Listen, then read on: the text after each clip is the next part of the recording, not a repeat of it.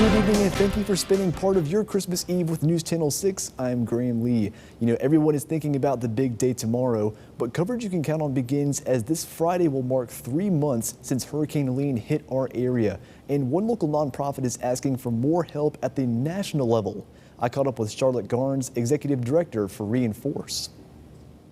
The agency works to help people find jobs after a conviction or jail time. Thanks to their hard work, they were one of 40 nonprofits across the Peach State selected to take a special trip. Being the fortunate organization, what we were blessed to do was to travel to DC for 2 days and talk about the need for disaster funds. Organizations went to the nation's capital with specific demands in mind. They requested funding and permanent authorization of the Community Development Block Grant Disaster Recovery Program from the Department of Housing and Urban Development. They also want to allocate funds for any disaster storms since January 2021. A lot of the funding was not retroactive, so we wanted that grant funding to be retroactive to encompass everyone who suffered the disasters from the Maui fires and hurricanes throughout Texas, because a lot of those fundings, they were not covered during that time. Garnes got to meet with several local lawmakers on both sides of the political aisle. She tells us all of them were on board. We originally met with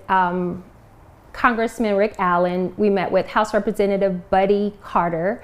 We met with, as you said, the staff members for Ossoff and Warnock, and everybody, all 4 of those offices, all 4 of those the representatives, they were very, very supportive. Garnes says while each organization has different requests, the biggest need for ReNForce is, as she puts it, a seat at the table. I think having that voice at the table is most pertinent because I'm in the ground, I'm doing the work, so are the people that I service.